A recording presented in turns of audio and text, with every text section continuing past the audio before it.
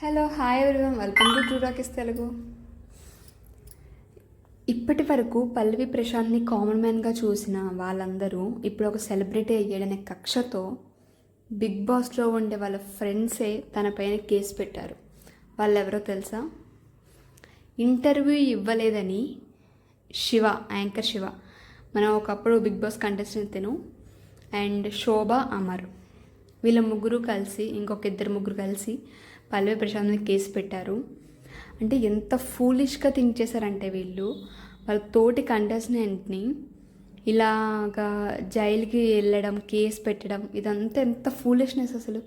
పల్లవి ప్రశాంత్ చదువుకోలేదు, వీళ్ళందరూ చదువుకున్నారు కదా, బుద్ధి లేదా శోభకైనా సరే సరే వదిలేయండిరా ఏంట్రా అని చెప్పేసి.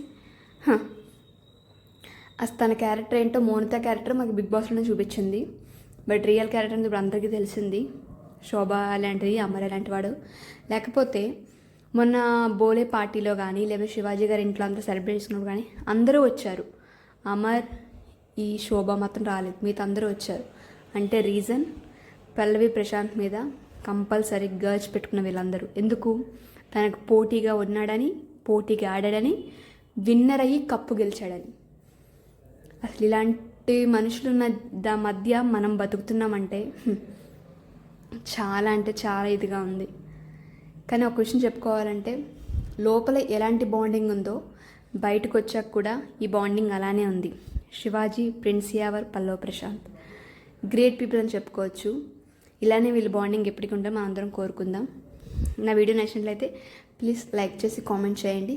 Thanks for watching. Next video మళ్ళీ అప్లోడ్ చేస్తాను.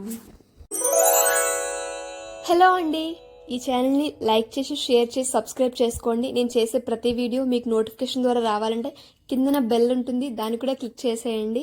Thanks for watching.